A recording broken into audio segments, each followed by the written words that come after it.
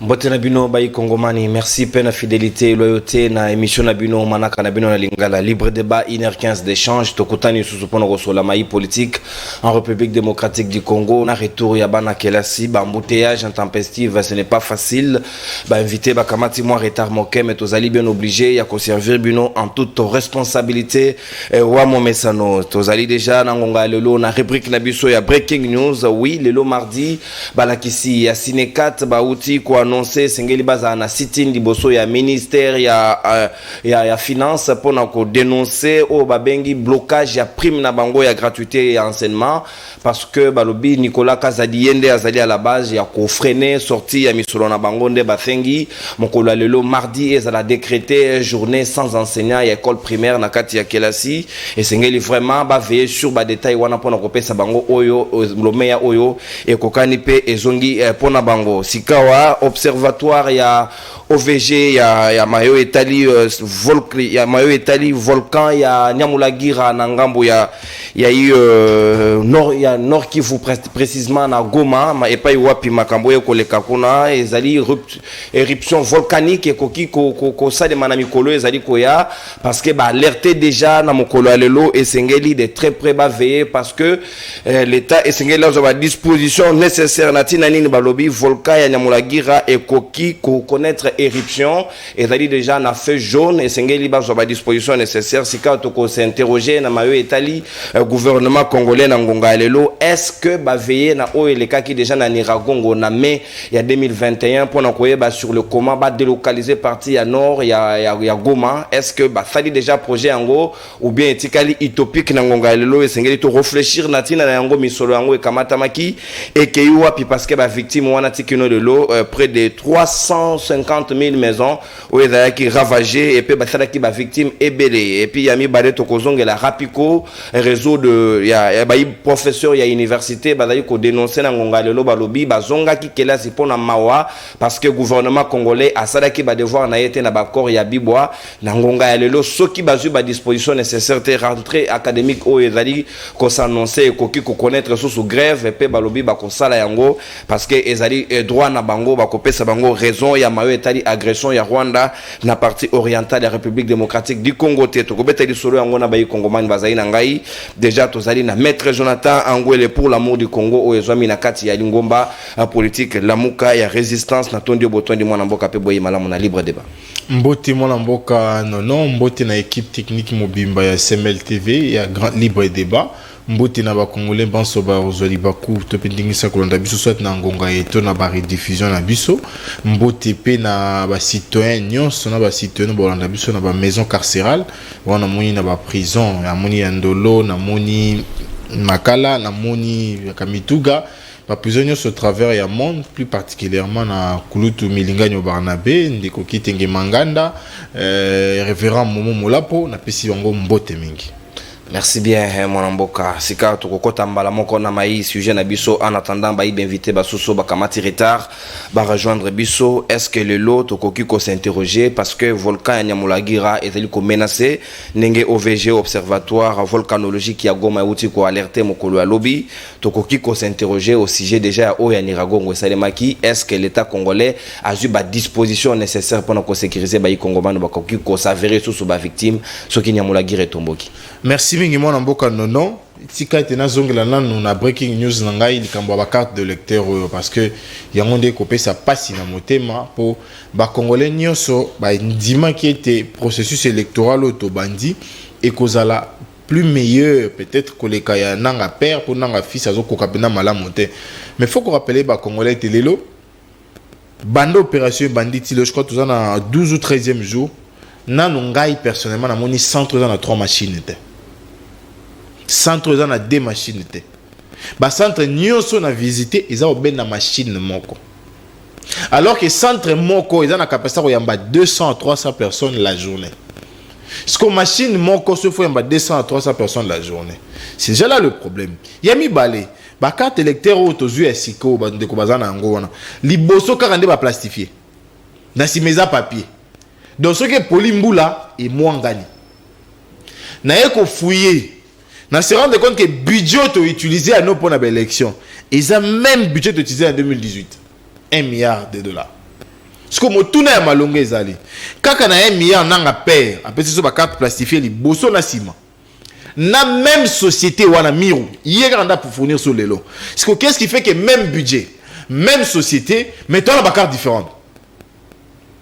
Est-ce que Moutoumora a négocié mbongwe kita na ba société pour se retrouver? Est-ce que Moutoumora a négocié nombre de machines pour se retrouver? Ce sont là toutes des questions lelo Union pour la démocratie et le progrès soit incapable de faire une réponse. Toi, les Cambouya volcan de Konangai. On rappelait les solos il y a année passée. N'a pas été sérieux, bah volcan nion sous surveillance. Et bah zone, topé habito baza pembeni ya ba volcan wana d'office ba cause la wana te normalement. Pourquoi? Parce que tant où ça la éruption a débordé. Donc, ils arrivent au moins beaucoup garder 5, 6, 7, 500 mètres même. Il y a distance dans le volcan. Si on a deux questions de tout. Banda OVG a alerté. Est-ce que l'État a eu des précautions pour déloger Batouana? Est-ce que l'État a eu des précautions pour assurer survie dans le temps où on a délogé?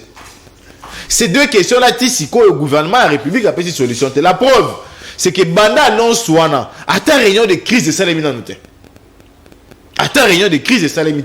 Voilà, il y a une situation qui vient de tomber. Tu réfléchir sur quelle solution prendre pour protéger les vies de nos populations.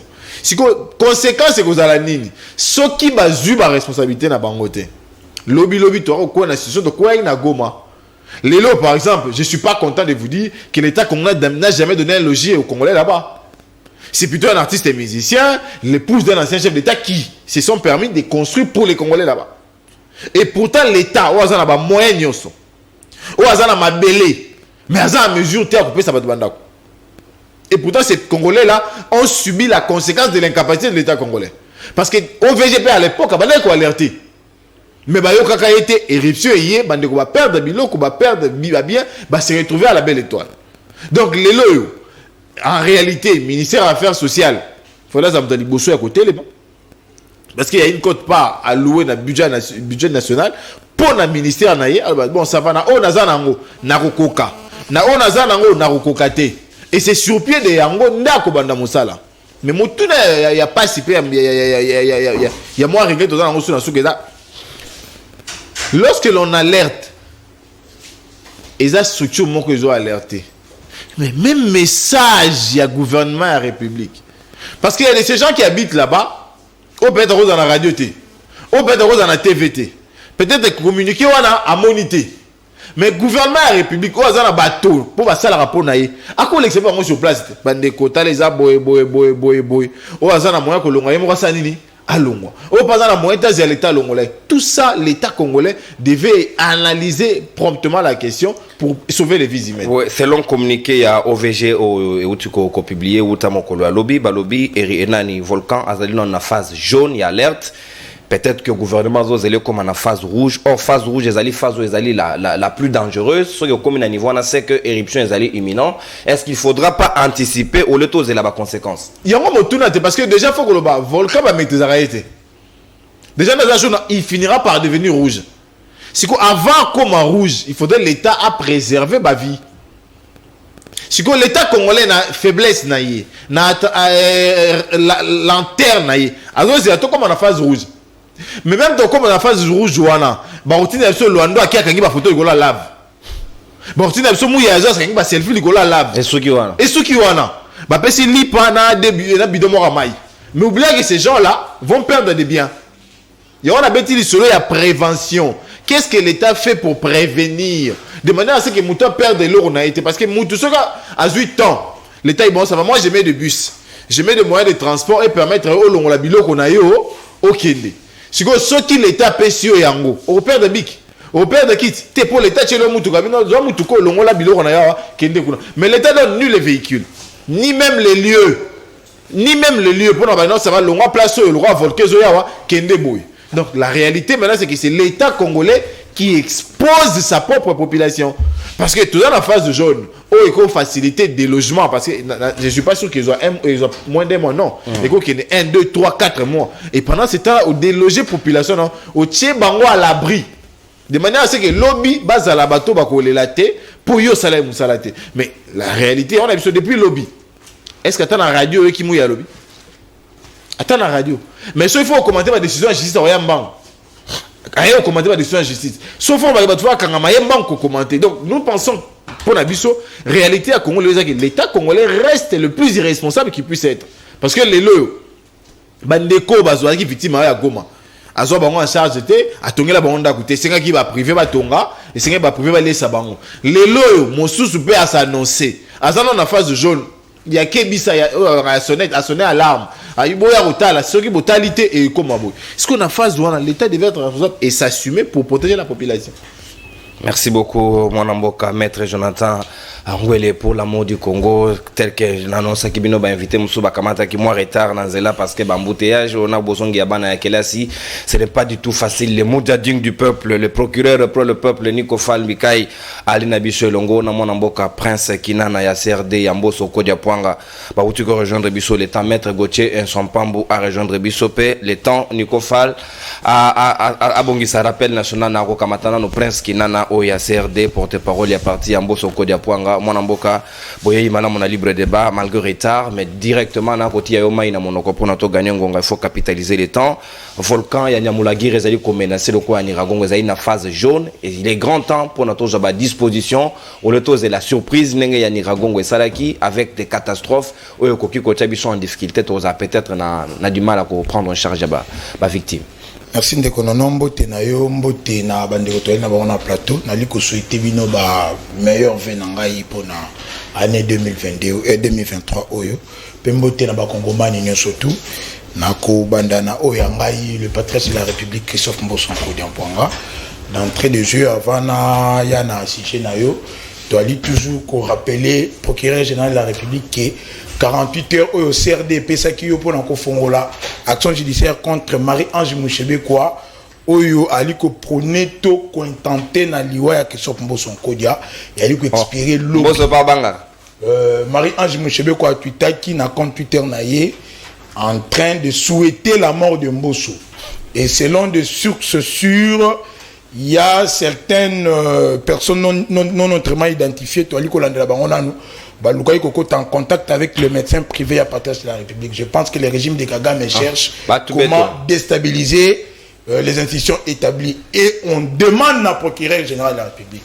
Aïe, bah, au fond, on a dossier contre Marie-Ange Mouchebekwa. Délai expiré, lobby. Dans les cas contraires, CRD et Kouzoa.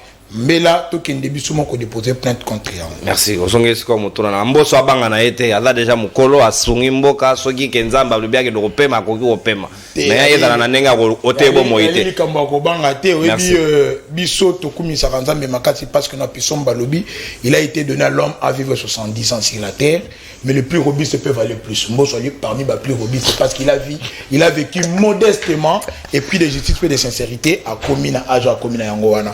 Mais to linga que Mouchebekwa et le régime de Kigali va créer un plan maléfique pour ôter Bomoya Christophe Mboso parce que Mbokali n'a besoin d'ailleurs. Merci. Nali Kambo Etali Volcan, il y a Nyamulagira et Niragongo. Je pense que le gouvernement congolais, à travers office volcanologique ou Landela Kama, Observatoire volcanologique à Goma. Observatoire volcanologique à Goma. Ouais.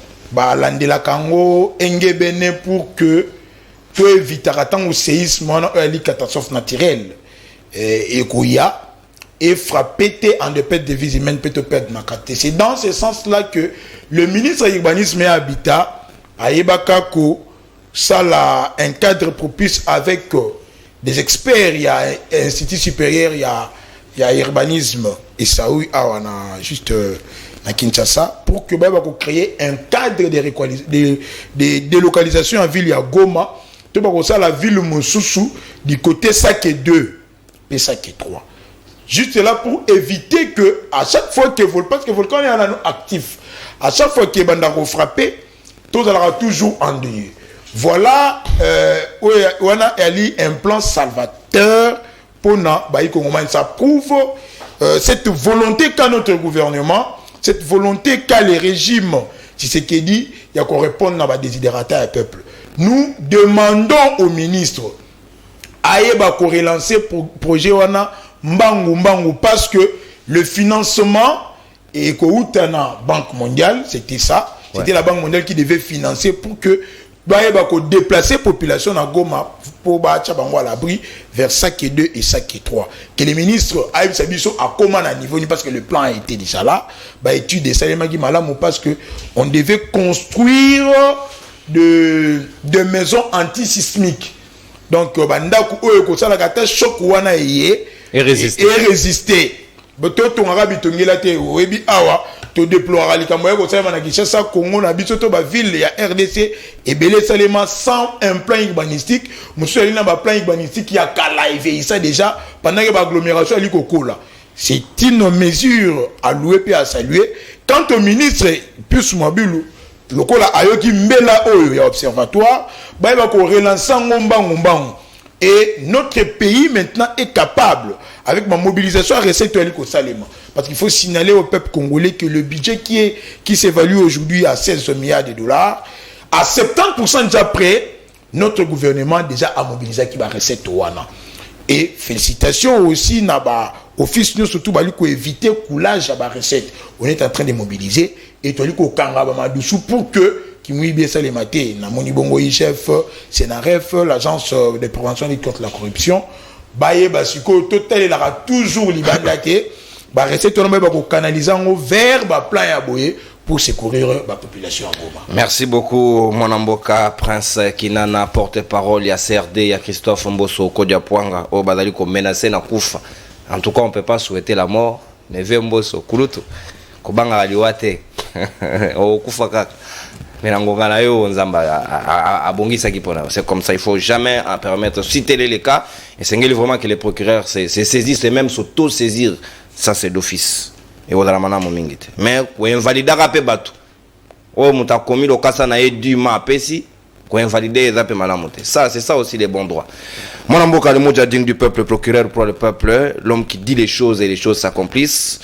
Boye imala mon libre débat à mokolo alelo, oyoki sur le quoi nous sommes en train de planter des décors malgré les rappels nationaux, les alliés obligatoires, mais projet au Banque mondiale de l'Oba qui déjà basé cofinancé bandima qui déjà depuis son temps il y a qu'à relocaliser la ville de Goma en partie pour nous retirer la population à l'abri mais le gouvernement a tika naé normal comme à mon que volké là qui moqué malingi sous tomboka et boma sous et causer ba victime belé pour n'a pas à disposition n'est-ce pas tous allez quoi agir malamoté pas dans l'anticipation pour la protection des Congolais. Oui, merci beaucoup estimé Nono pour l'invitation. La PCP bande koto ko débattre nango na plateau. Tomola micro na moke. Bande ko biso to ko débattre nango na plateau. Ouais. Ndeko Jonathan, ndeko Prince. Mais na ko ki perdre de l'identité pour trouver na mois plus tard. Ouais. Peuple na biso ayeba ke lelo to tikali na 344 jours pour na mandat oyo esila mais 344 oyo on a selon calendrier na bango boyo kalinga la wana selon calendrier na bango 344 selon calendrier na bango j'insiste 3 fois selon calendrier na bango to lingi comme une élection na date prévue to alipe na 1141 jours banda baloba na biso Covid et 631 jours banda de Michel Akoma Mokonzi, le gouvernement na Congo Kinshasa. 344 jours selon Kanena Bango, Mutuna Mutu, à la part où il y a négociation ezalate butu. Alors, Toalina, 211 jours, banda Bunanga Nanga et Kinda, malgré budget 16 milliards, offensive ezate, ezakaka défensive. 211 jours et 168 jours bandant de ko Jimmy Kitengo prisonnier politique et régime aller na prison RCLBAO. Autre de Bamakamu awa ya est et consort. Mais na mlingi na nazo kamwa ndengo tata oyo yepe azako akomi ko bangela o bako bomaye. Tata Mbosso. Tata Mbosso bazanga soni. Bon bamubutis bazaka bongo. Mais dans la vie aussi, nous devons quand même nous poser la question. Vous prétendez que ça est l'état de droit. Beaucoup de gens congolais, pour Nanini Souki, par hasard, Madame Ange Mouchébekwa, ce qui a commis Biloko Yozolo Bawana, mais il ne suffit pas seulement à Kolobakeno à menacer. En plus, procureur général de la République a soutenu Mboka Oyo. Oh, à quelle date? A soutenu. C'est grave. Il n'y a plus de procureur général de la République. C'est la nouvelle loi Ah, 2011. il n'y a plus de procureur général. Il n'y a plus Au de CJ. procureur Donc, général. Kamboso demande au procureur général, il ne comprend pas. Il n'y a plus de procureur général de la République. Ah, ajouter. Il n'y a plus. Alors, mais il faut que comme tout. Si elle a écrit, mais moi je pose la question. Moutako a koki koko mana point koko mabongo poani. Le commissaire Nasuka. C'est-à-dire, oui, député national, et elle est Moussalamoko pour obima député national. Non seulement dans le milieu urbain, mais dans le milieu rural. Parmi les milliers, Bobimara à 500. Dans le milieu, il faut engagement et énergie. Engagement et mbongo.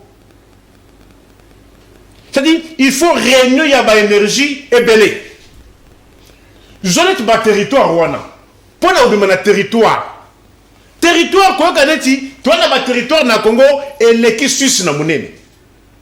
Toi na ba territoire et l'équipe Rwanda na munene. Toi na ba territoire et l'équipe Belgique na munene.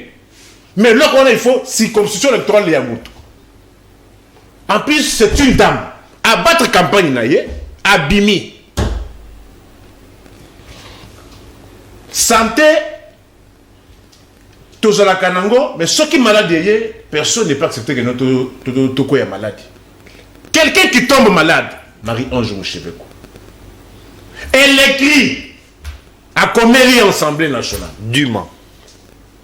Assemblée nationale est autorisée par plusieurs fois. Dans mon côté, autorisé Abimaka. Quand on a dit que Kidjanfouka, néanmoins, parce qu'il y a une sonoté pour qu'il se faire soigner.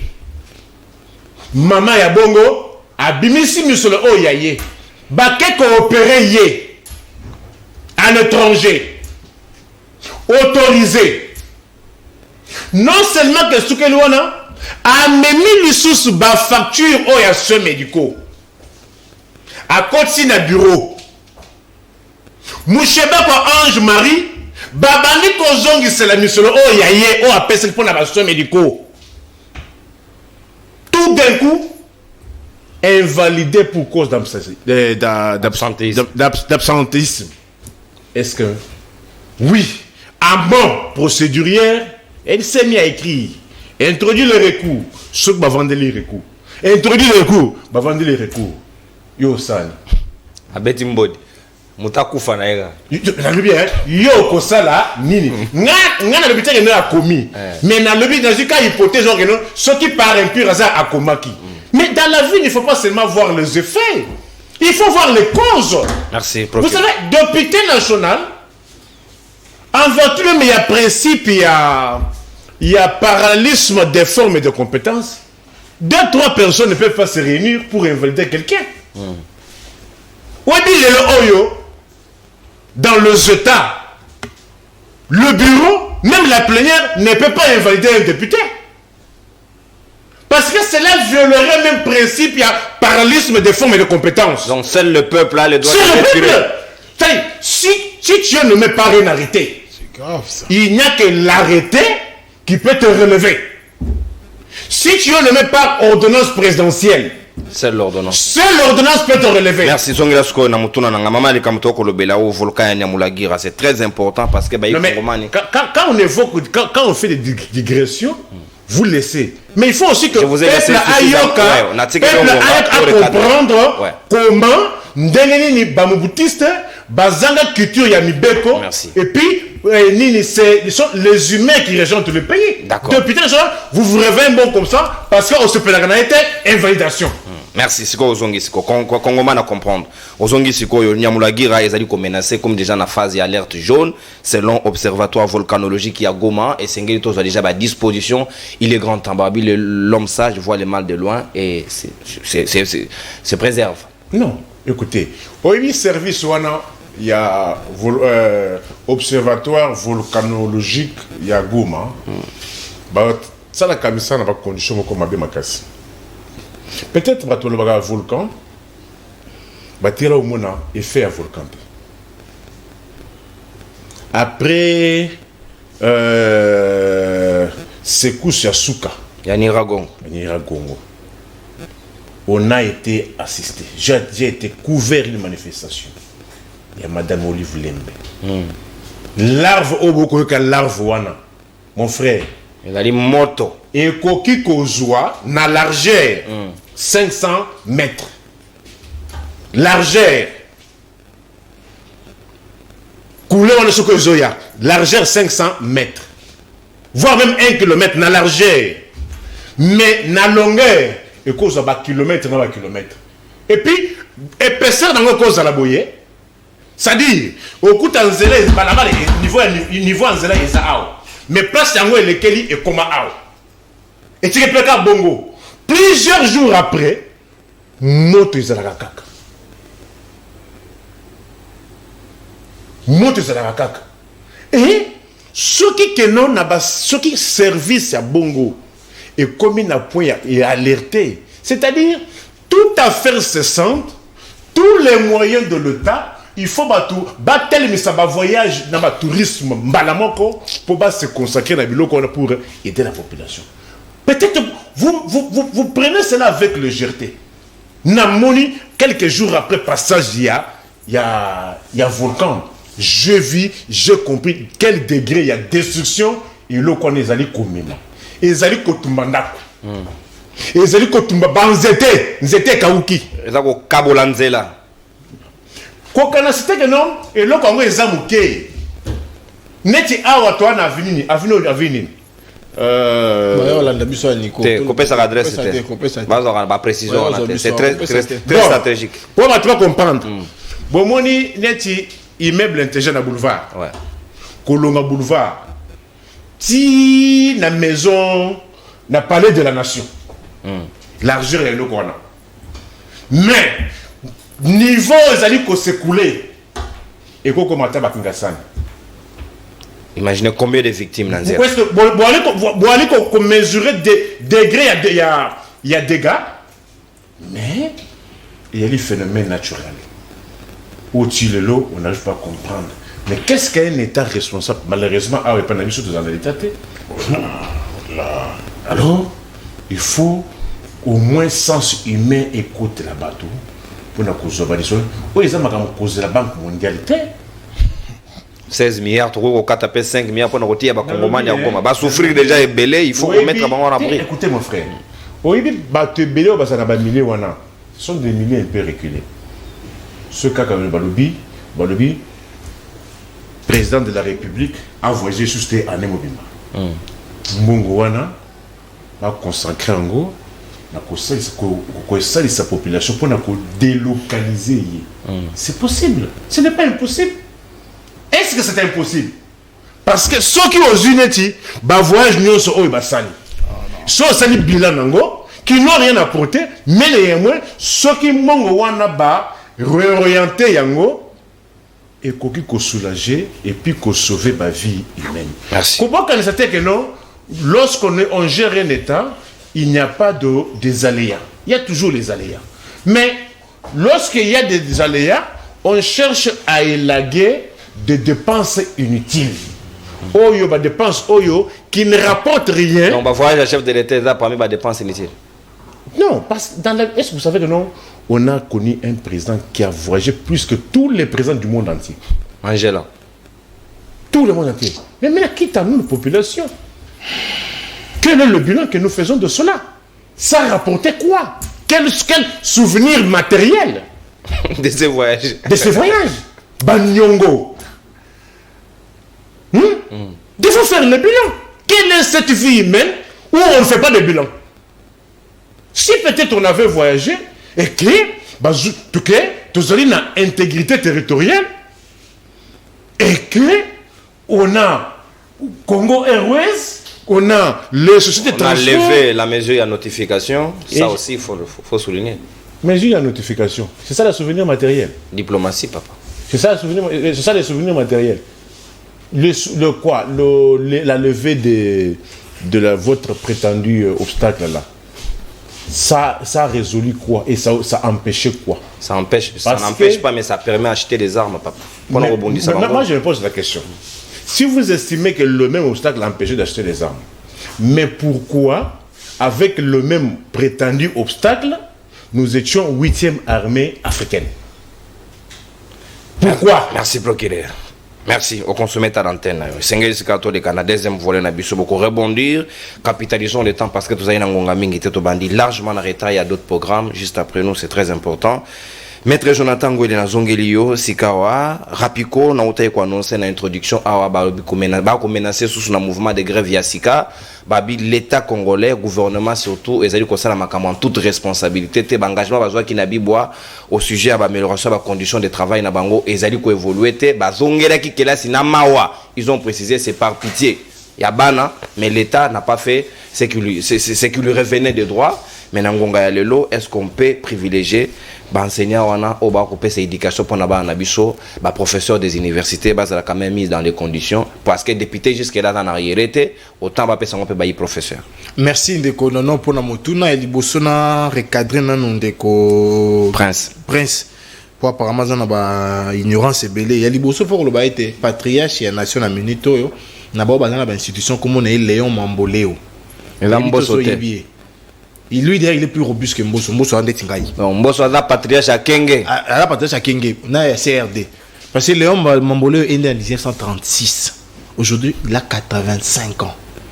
Azana Sénat, c'est un sénateur. Donc déjà, Zana encore. Il a mis balai. Procureur général de la République a Kalisu Souté n'a confirmé en Goa la Kate. Ce qui ne comprend pas c'est le débat on appelle ça Mokando et Komi Gazali.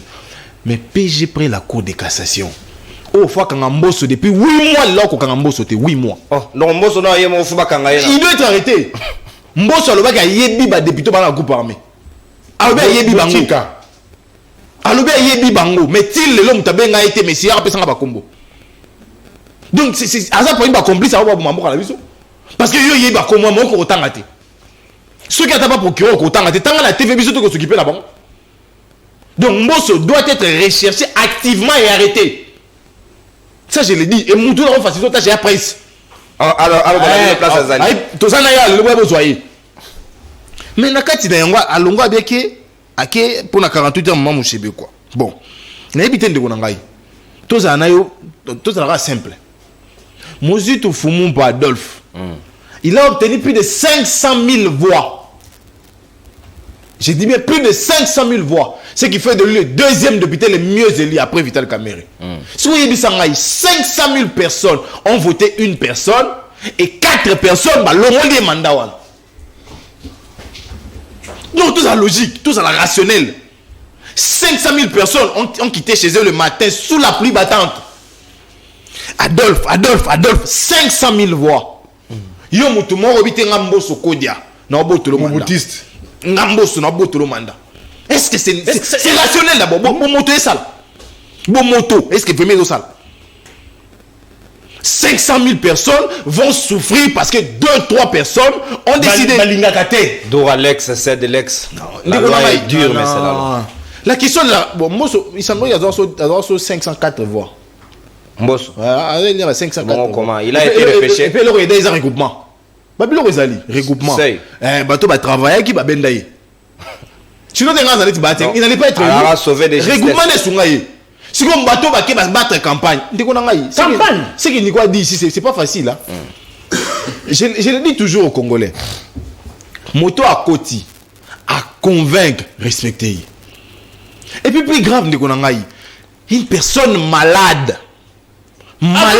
Justificative.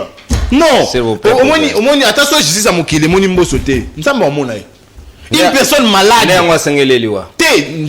Non. Une personne malade. Déjà, il est malade à ordinaire. C'est une opération. Après opération, il faut pas suivi. C'est de l'argent qui est dépensé. C'est l'assurance en tête. Donc peut-être moi, je suis mais il y a le bité. Nakati, ou avec facilité. Non, avec légèreté, facilité de légèreté. Parce que la dame a des justificatifs. Ma preuve, Zali. Mais il y a le bité, aussi, il y a qui robuste. Il y a comment robuste. Pour moi, la vie, il y a le roi Ngai. Nico, tu as dit que tu as vu na monnaie. Bato muso ba vimba na kati comment on a ranzo to. Té, on va revimba té. Évoluant. Bon. Oya makambo soki médecin na ye wana beaucoup mikolo mutu ba bo mangai. Ba tunu ba ko sa ba bo mangai. Oya Antoine té, ba bo mangai. Mo se ba ko ba luka médecin na ngai. Botika wa. Izenga. Oh, yo gide. Antoine wala la mikolo té. Ba bo mangai, ba bo mangai. Mo se ba ko no, ba luka médecin na ngai. Botika biso bo sala. Tala bine ko kinde ko na 2023 yango yo. Mo ko ba ko sala makambo ta. Oyo to évaluer bo évaluer na 6 mois té, 6 mois té 4 ans. Bo évaluer na 2 mois té 4 ans. To bi na 5e année yango. Soyez conscient et conséquent. Tout qui est éruption volcanique. Au bêtis solo le ministère de l'urbanisme, il faut la tombe. Il dit qu'on a quoi domaine ça que 1 an. Est-ce que on a domaine 2 et 3 apparemment 2 et 3. Il n'a pas été là. C'est là. Merci. J'ai parlé du plan. Voilà, je vais t'aider maintenant. Pour construire, il faudrait que l'aménagement puisse vous préparer un plan. Gilando asimbaka lave na libo. Donc, il faut que place au kotonga et ça aménagement. Ce qui a silisi mutoya na simana infrastructure. Oui, on dit ça dit. Alors kata. A o chamai, a o chaba canalisation, a o chabou. Il y a zate, voilà, lotissement. Au comprend la sigo. Pour na série de formable na troté. Dans autres personnes matière. Donc en réalité en wana. Aussi les deux ministres ne sont pas passés. Urbanisme en place c'était. Oui, Moussa ministre urbanisme. Kobuto mapanga bato. Ba mu doit di bandate. Yé Moussa na sala yango wana. Donc aux a été à route. Et puis petit sur la Banque mondiale. Est-ce qu'il ne sait pas a besoin de Banque mondiale? Pas ton bandako. Innocent sala bandako le ga l'état batanto l'état tchèque. Innocent Balou, un simple musicien. Bravo à lui. Azana a besoin de Banque mondiale ta. Na mama Olive, ba privé ba songi l'état. Té wala Banque mondiale zakita tongi. Si ko bino na prétendu budget na bino pas a comme ministre de finance a comme déjà DGI. Arrive à mobiliser déjà 70%. Eh. Ba directeur wala ba non ba lobby té mais yo ba mobiliser 70. Donc yo ko ba DGI. Bazana circuit papa. Ils sont sur quoi? Il y a l'Assemblée nationale, oui, par rapport parlementaire, combien de rapports parlementaires ont été reçus? Tout évolué de Gonangai. Mbosso, Nasukawana, il n'a même pas été en mesure de donner une aiguille dans Batokwamutu. Tonga, Batokwamutu, Bazuba problème, combien ça rate Tonga, Zoa Bambe Lamba. Il n'a pas été Tonga, il n'a pas été en mesure de donner aiguille. Tu sais ce que Mbosso, le patriarche et tout. On va Mbosso office, comment on appelle ça? Ancien fonctionnaire de l'État, on appelle ce certificat de fin de service avec le paiement. Et puis, ça va se rappeler, il fut le dernier vice-ministre de la justice à Kabila. Kabila, c'était mon aîné de Mbosso. Et ça qui tambo mamba na yé na sim. Yasuka yé. Les lots a commis, tu sais que dit. Et banara mingete hein. Oh. Est-ce qu'on a contenu le plus robuste? C'est que robuste et baby. Merci beaucoup. Ce qu'on a mutuna nangai au sujet ba professeur des universités. Dès qu'on nangai. To komi na mboko yo bat mo yo kamawa. Po batangisa. Bat mo yo kamawa. Pe ma ba ko l'état na bana. Muto li a créé mais la poussière ma abi yo ki mawa. Alobité bana ba ko continue ko bat l'état zané irresponsable ngana ki. Mais lorsque l'État est en mesure de donner $12 000 aux conseillers, de donner $21 000 aux députés, pourquoi ne pas mettre dans les meilleures conditions les enseignants? Rebige Raphaël qui bouga na kata oma lobate de solo bato bawanga na bambongo na bango. Raphaël a na base na ye agolo ba électeur na ba maman lobi o nga na 21 000 mais entre 17 na 18 000. C'est quoi qui dit vrai dans cette histoire? Bon moni combien bazo soit rebellé? Même 18, c'est beaucoup. $18 000 c'est beaucoup. Oui, beaucoup. Et beaucoup de théâtre. Ministre de la Finance va 7 000. Nicolas Kazadi, la cité. Alors 7 000. Tingi Poulou là-bas 14. Kibouka lobby 17, 18. Débat des chiffres. Donc chaque député a son salaire. Baza 500 mais mon homme doit avoir un salaire naïe. Donc ceux qui pas bon, ça habiter à 4 000 par exemple. Donc mon homme doit un salaire naïe. Mon tourne c'est quoi malonga? Qui gère qui? Alors que ba professeur bazali na bazo quoi kize barrière, mbongo na bango c'est dépressé makasi pendana misolo à l'état et dollar il a eu comme mata, on n'en tient pas compte parce que force ya mboka za éducation, il faut te privilégier éducation. Prof on a 5 à $10 000 à salaire ta. Ah 5 on dit comme ta 8 000 té. Alors bi commissaire na salaire ya malonga a précisé pété. Donc on y a mon malonga tes à 2500 rosoa. À tes à 2000 mais ils en a taux actuel à rosoa. Et pas le bi makambo yo salaka zongi selanga ba trop perçu na ngai po ba pesa wa mituka mais na kokata mbongo bakata ya koleka imagine Trop perçu. imagine abi zongi selanga ya koleka na ngai Ma personne mutu ka 5000 bakati yo 10000. 10 000 abi ozoki ya koleka zongi selanga yango et puis tika ngai na ponaka ba chef d'établissement na ngamoko parce que mobeko sur l'enseignement le bipa va vous tarabarete bango moko mais bon on va lire comme ordonnance pour comment on envoie quelle partie là-bas on a la science aussi la partie la science aussi la partie donc en réalité elle est que nos professeurs courage à eux mais grève pèse à droit et puis en ballon sur bokebo kamawate même raison nous sommes agressés boka yangote parce que vous avez des familles à nourrir vous avez des enfants à instruire et vous avez une vie à préserver aussi tant aujourd'hui à créer aujourd'hui à créer na roka maonde boka mawa novembre pas besoin mais créer quoi mawa dans tout temps so mille que l'année créer quoi mawa te et dans qui sont perdants ce sont nos enfants ce sont nos frères ce sont nous-mêmes là qui prétendent encore étudier donc en réalité elle est que l'État congolais dans son irresponsabilité légendaire ne veut même pas regarder la situation des professeurs et tout sous musika moto bâti ministre 1 minute.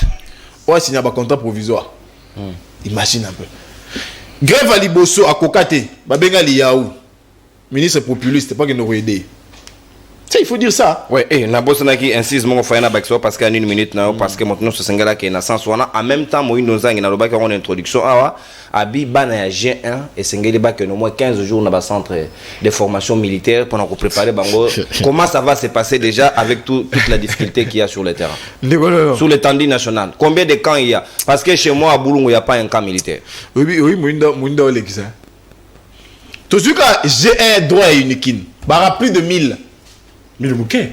T'es n'a plus de 1000 na bon na ngoto T'es on a G1A. n'a plus de 1000 j'ai bien de côté aujourd'hui bango tini ba on a quitté na 15 jours aujourd'hui G1 économie il y a sciences politiques il y a anglais informatique des affaires mesurer ses habilités à décision tu te rends compte que ce sont des populistes si on a mboka sérieux mboka de tiajo ba sala ndeni moi na des premières ti 6e on a droit pendant ba vacances na alors on a 2 jours de formation militaire. Donc la première graduée on a ça 2 jours.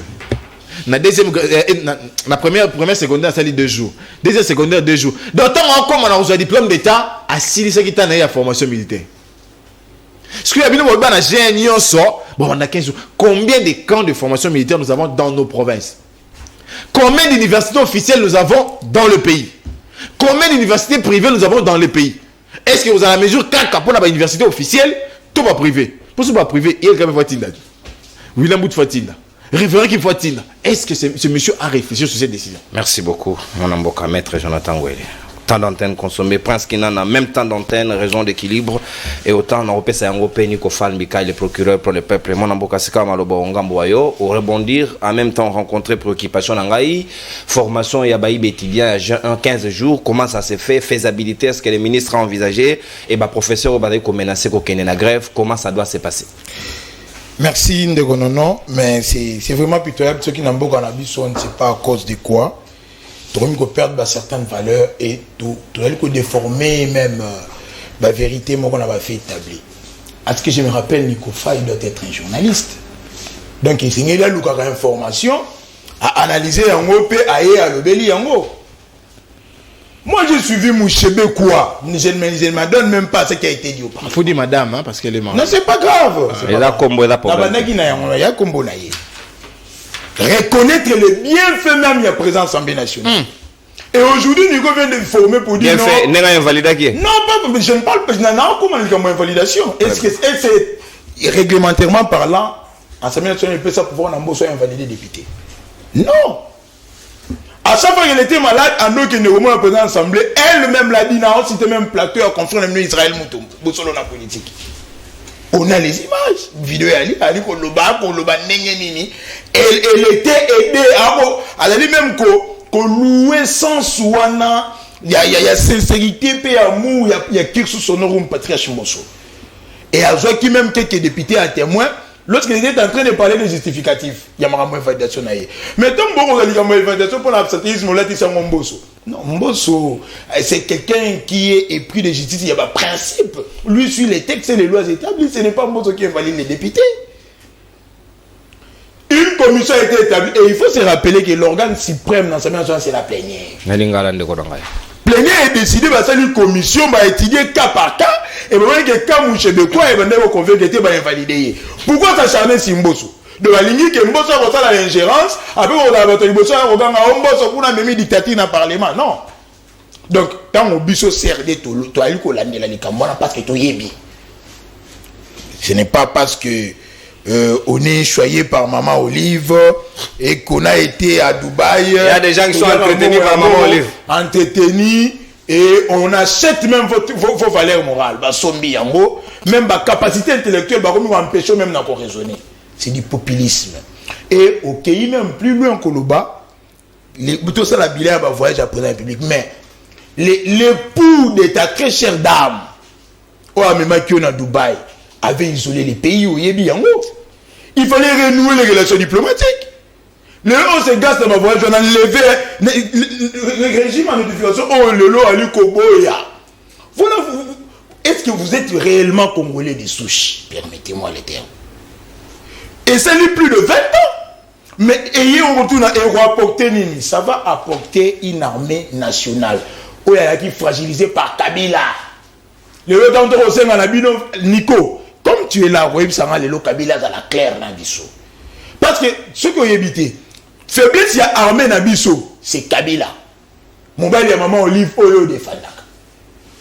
Et grâce à l'événement de notification, on peut avoir une logistique. Où il y a parmi les conditions pour avoir une armée forte et dissuasive. Oh, pour la Bisso, tu as qui 8e, mais c'est normal. Kabila, prenez les Rwandais. Mais tu as 8e sous embargo. Mais 8e sous armée, 8e, c'est. Quand on va classer armée, on va rappeler nombre. C'était la force du nombre, non? Et vous, avec la force du nombre, non, vous savez, elle est une force du nombre. Et aujourd'hui, avec la force du nombre, on est 40e. S'il vous plaît. Azuba Rwandais, Baboulé, Zimbabwéen, Ougandais, à côté ici, Bango. Et Oyebi Bango. Les lots, ils ont attendu là, ce sont des hérésies doctrinales. Mbosso, c'est un chef de corps. C'est un homme d'État, ce n'est pas un homme politique.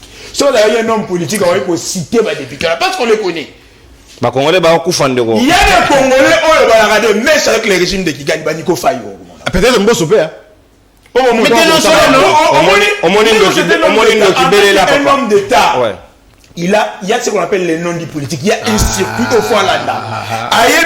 Il lui donne acquis de droit.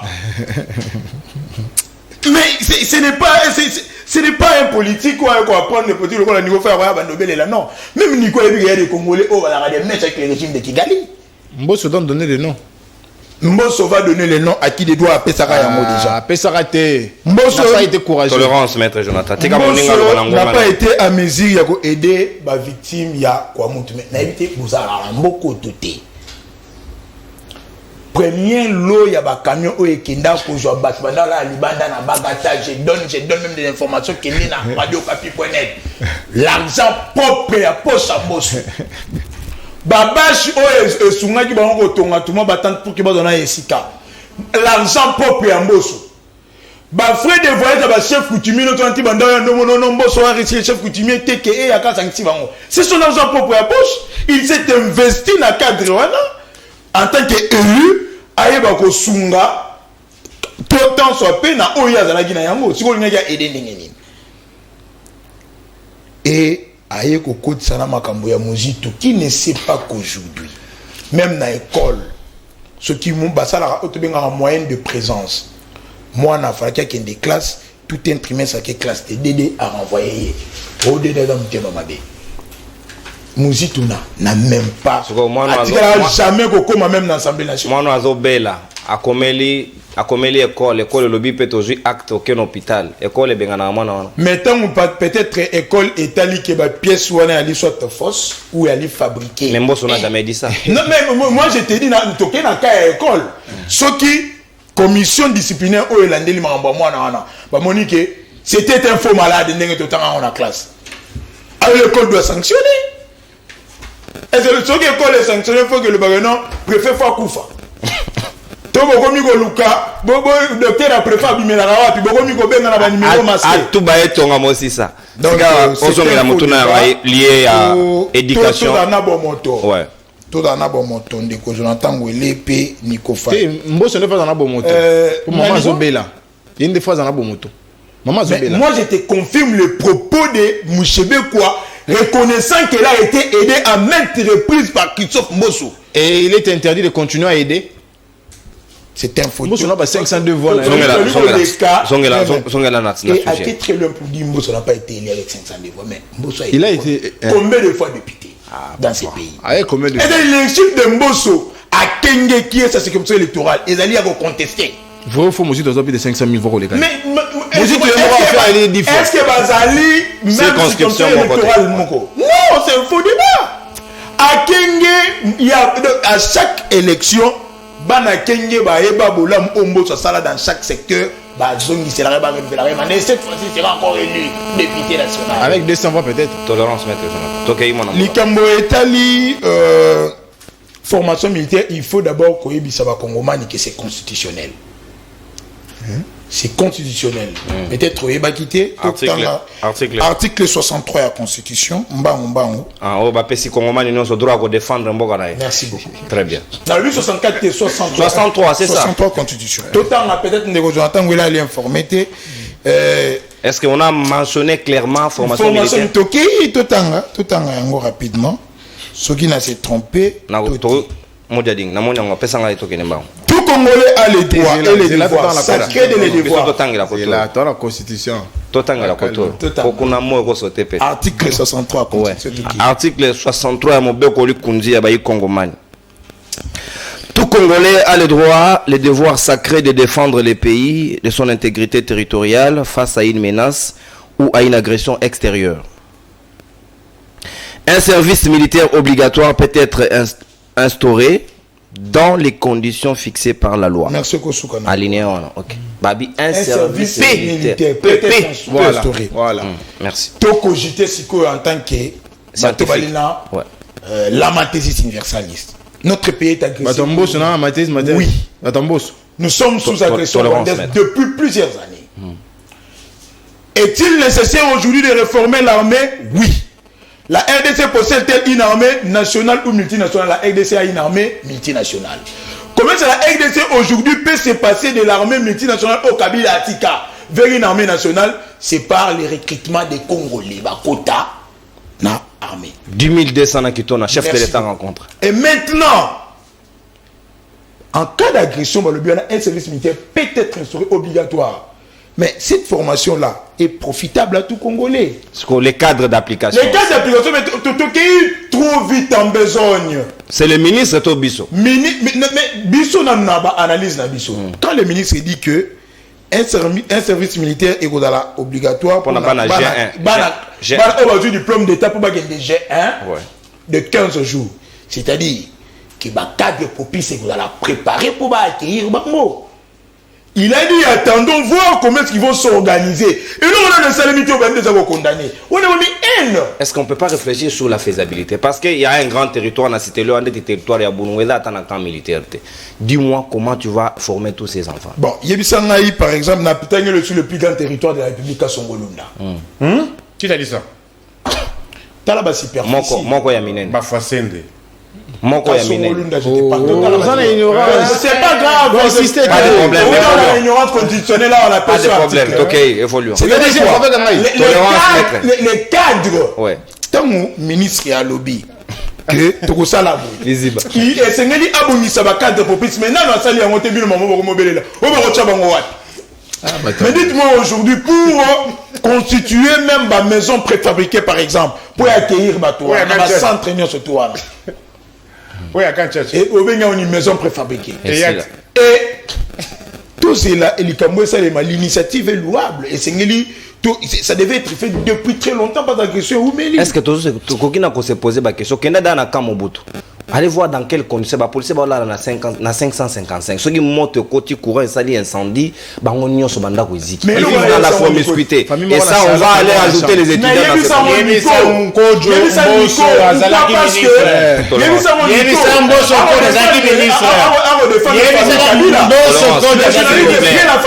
cette tolérance, Nico.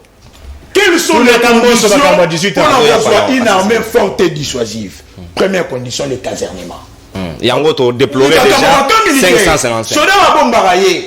Mais quand Félix Antoine Tshilombo arrive au pouvoir, lorsque l'Union sacrée prend les commandes de la nation, dans quel état tu as militaire? Commission d'État. Commission son État, 4 ans. Une minute, Prince. Donc, il y a plusieurs secteurs prioritaires et bébaki. Moi, je pense que tel n'est pas le canal Kambouetali grève. Dans ce Pelaramingi, depuis l'avènement de Félix Antoine Tshilombo au pouvoir, les grèves ont changé de sens. À l'époque, les gens grévaient par absence de paiement. C'est le cas pour les médecins. Les députés ont grévé sous Kabila, les députés nationaux. Grévé avec le ministère de la Finance, on a 3 jours. Mais aujourd'hui, quand Félix Antoine Tshilombo arrive au pouvoir, les grèves vont changer des narratifs. Les gens ne grèvent plus par absence de paiement, mais ils grèvent pour demander l'augmentation. Il y a des conditions salariales là-bas. Pour dire qu'il y a cette volonté politique de mieux faire. Et de l'autre côté aussi, il faut devoir l'enseignement est une vocation. Il faut battre la guézanie jeunesse pour sacrifier. Parce que le coso na bango ya rosenga à tout moment. Députation et la vocation, t'es car vocation d'enseignement. Ils ont bien un prof le coso n'a pas de pas enseigné. Ils doivent d'abord voir cet intérêt Yamboka dans la formation en jeunesse. C'est acteur majeur, l'éducation est un secteur clé. Merci. Donc, Bazon a raison. Je sais que le gouvernement se bat toujours pour que fonctionnaire de l'État, voire même tout cela là. Merci. Merci beaucoup, mon Amboka, Prince Kinana, CRD, porte-parole. Il y a parti, il y a Christophe Mbosso, Kodia Puanga, mon Amboka, Nico Fan, Bikai, procureur pour le peuple, Sika, Malobonga, Mboena, CP, na discipline, paix, tolérance, les alliés, qui caractérisent Bisso, Malobasika, Ongambo Wayo, professeur Bango Badayo, qui menacé au Kenya grève, en même temps, ministre Badayo, qui a annoncé comment giguler les deux pour la formation, la première promotion à graduat. Au Essengel Nabango, normalement, va être formé comme militaire pour 15 jours. Faisabilité peut poser problème. Comment concilier les deux? Oui, j'avais une bonne presse de toi, mon frère. Au bout de l'Okutaboué. Et ce dans un plateau, il y a beaucoup de mensonges qui passeraient. Les territoires les plus faciles. Pour la classe, c'est important. La classe. Le plus grand territoire du Congo, c'est Bafouassène. Mutamboso. En plus, quand vous voulez parler du bilan de 18 ans, il faut se référer à Bamboso, à Bamende, à Baboucha. Ce n'est pas moi. Quand tu as quelque chose de 18 ans, pose la question. Mais viens Mbosso, pose la question à 18 ans, pose la ministre. Plusieurs fois. Il n'a jamais été ministre sous Kabila. Oh! Vice-ministre à la justice. Vice-ministre. Ouais. Il n'est pas dans l'exécutif. Il faut voir selon les compétences et les activités. Il n'est pas là. Je suis ingéré. Non, il n'était pas là. Vice-ministre ne gère pas. Il a ses prérogatives, non? Quelle prérogative? Es-tu dans l'exécutif ou pas? Kabila avec des gouvernements gênés. Tolérance. Tolérance, mon amboka. À renoncer à ta démission. Il y a certaines choses. Erdo Loba, comme on a été des petits intérêts mesquins lorsqu'il s'agit de la vie humaine. Le travail a un caractère humanitaire. Le salaire a un caractère alimentaire. Quand tu prives quelqu'un tout d'un coup comme ça, c'est son travail. En plus, peut-être, moi, tu as jamais dit quelque chose ici, moi je peux te donner une des autorisations de sortie. Mais c'est normal, tu es le journaliste privé. Non, tu as commencé par dire que non, je suis journaliste, il faut l'amener investigation. Mais voici les fruits de mes investigations, une des autorisations. Yamboso, Assemblée nationale. Mais pour montrer cette volonté qu'avait Mbosso, ce n'est pas la volonté, c'est une obligation. Lorsque la santé pose problème, ce n'est pas une faveur. Oui ou non? Mais à combien de fois? S'il te plaît, ce n'est pas une faveur. Qui vous a pris une faveur? Et qui aligne les dossiers? Parce que lui savait ses dossiers. Qui aligne les dossiers? Et elle n'était même pas sur la liste. Son nom avait été ajouté dans la salle. Tu as des preuves. Ah, là vous demandez. Mais une des preuves est là. Tu peux lire à l'intention des gens. Tu as des preuves que ni l'autorisation de sortie. S'il vous plaît. Ça, c'est un document officiel. Personne ne contexte l'authenticité. L'entête et la signature. Oui, de l'Assemblée nationale. Pas de problème. On dit. Un Congolais qui Ne reprends, s'il vous plaît. C'est ça, une Ougandaise de Autorisation de sortie numéro 509, il y a 2021. J'ai souligné Mbosso Kodiapouanga Christophe, président de l'Assemblée nationale de la République démocratique du Congo. Autorise, il ne refuse pas, autorise l'honorable Mouchebekwa Lukulia, Marie-Ange, député national, accompagné de son époux, M. Oumba Ketchi Vincent, à se rendre. Bon, on ne va pas donner tous ces détails là, objet, soins médicaux. Oui, l'état, qui a signé? Bon, attends. Cette autorisation est délivrée pour servir et évaluer tes quais de droit. Faites à Kinshasa les 2 septembre, s'il vous plaît. Écoute, s'il vous plaît, faites à Kinshasa les 2 septembre 2021. Mbosso Kodiapouanga signé. Ah bah c'est Christophe, c'est. Tu as dit que je n'ai même pas les enquêtes. Tu as vu les résultats des enquêtes? Venez les Guinakat. S'il vous plaît, papa. Tolérance. De l'Assemblée nationale. De l'Assemblée nationale. Tu as vu? Évoluons, procureur. Mes enquêtes. Tu peux encore lire ça? Mais les fruits des enquêtes. À l'honorable Marie-Ange Mouchebekwa, député national au Palais du Peuple, qui écrit concerne invitation numéro 082. Honorable, vous êtes invité à prendre part à une séance de travail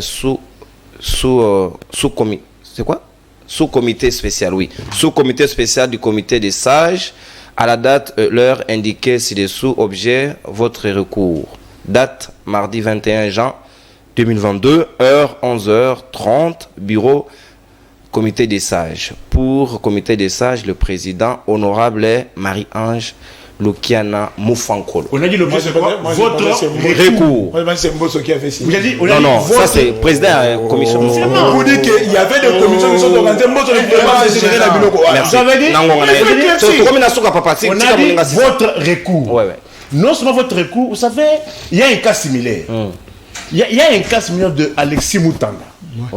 Avait été inventé, Moutanda Akendaki malade. Les erreurs peuvent se commettre. Ça s'apparente à un règlement de compte. J'ai dit ceci. C'est un règlement J'ai dit, de compte. écoutez, les erreurs dans un travail, tout est humain, une erreur peut se glisser.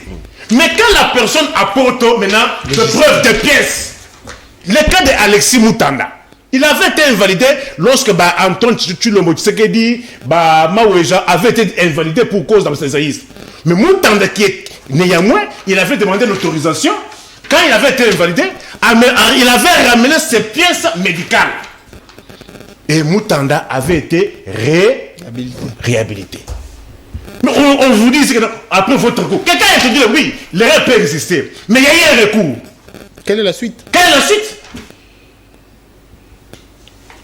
Parlons pays.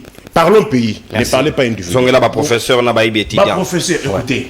Vous savez que ces régimes, je vous ai toujours dit, les Congolais, nous a fait reculer de 40 ans, 50 ans.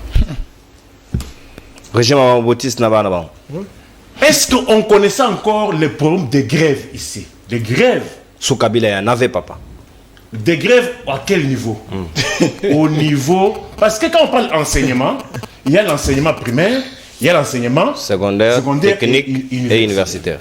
Vous savez que depuis le 24 janvier 2019, toutes les 3 premières années, école au niveau primaire, après cette mesure irréfléchie à gratuité, il y a eu de grèves. Toutes les 3 années qui se sont suivies, 2020, 2019, 2021, il y a eu des grèves. Et même 22. Même 22, il y a eu des grèves. Au niveau universitaire, il faut gréver à Moutoura.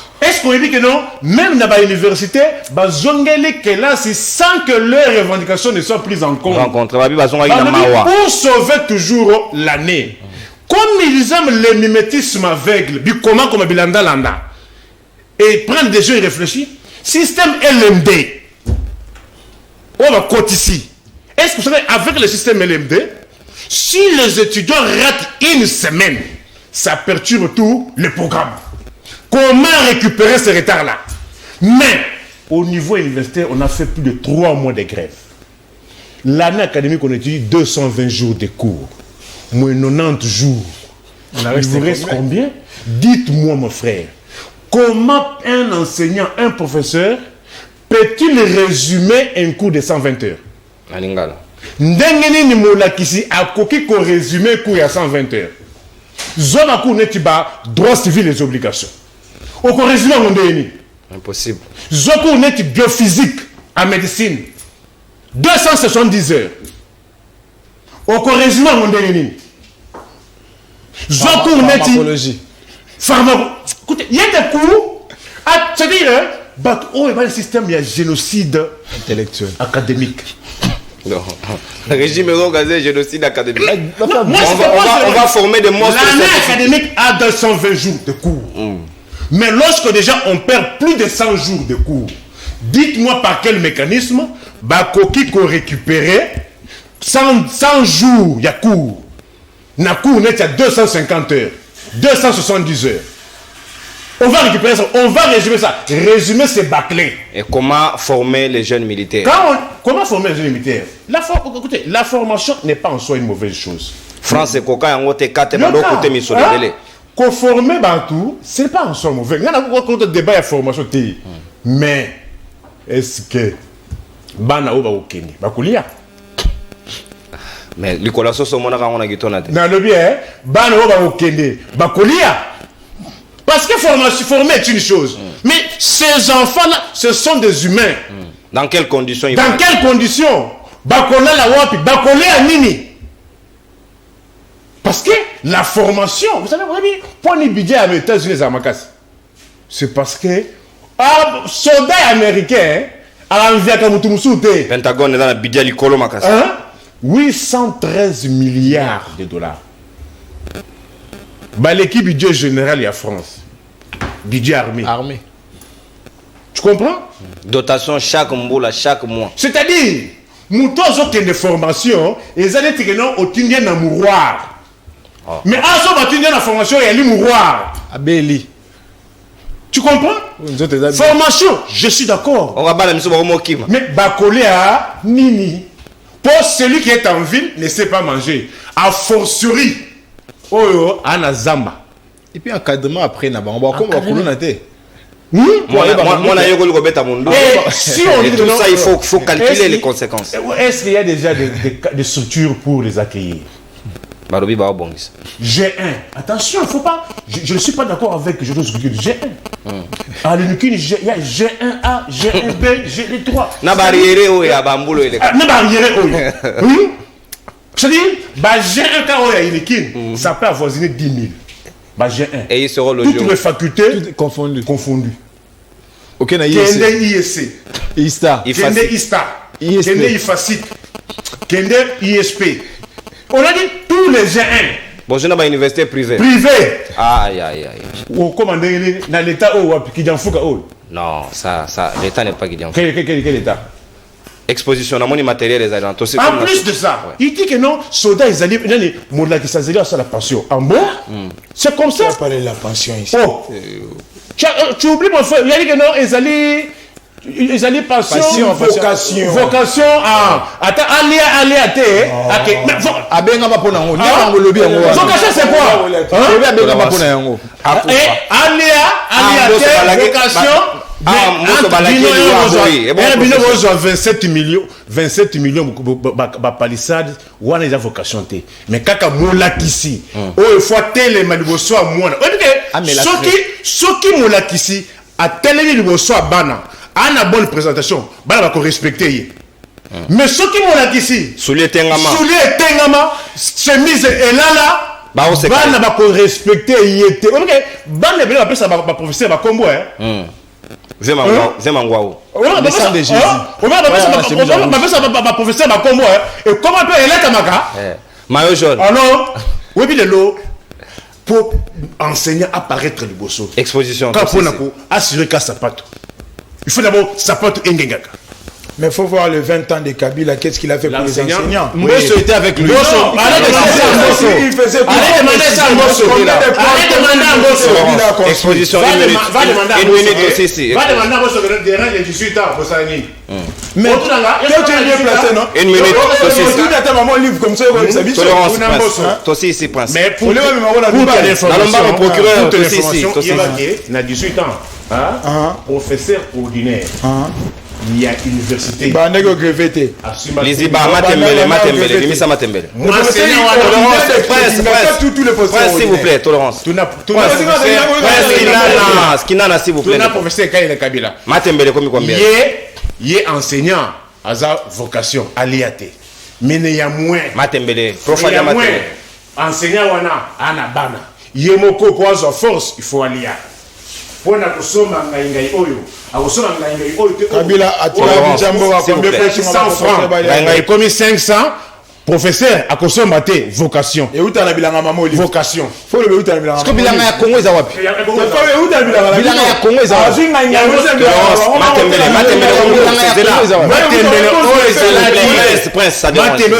Légumes, il y a moins cher. Il y a 200 francs, 100 francs. Il y a 1000 francs. Professeur, vocation, aliaté. Bah maman, moi c'est docteur Pierrot na Canada alingaka yo mingi parce que ana idée appris. Oyebi lelo mon frère. Pour na koula ka foufou. C'est tout un problème. Comment ça? Bah maman, Bukanga Lonzo batu banga ba ile foufou pendant combien d'années? on lui rappelle non? Ekolo ya foufou lelo comme Combien? Oezaka 400 francs. Yaba Congo.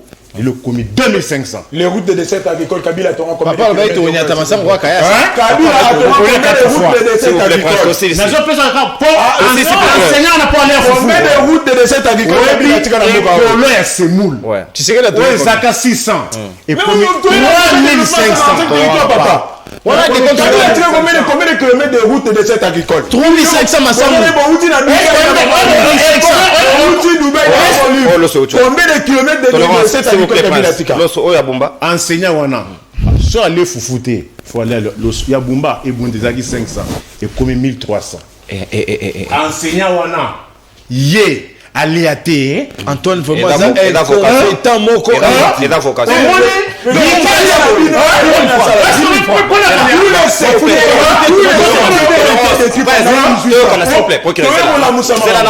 S'il vous plaît. Aussi, si tu comme un procureur, pour réunir Matembele ngai foufou na loso. Tu as dépensé combien? École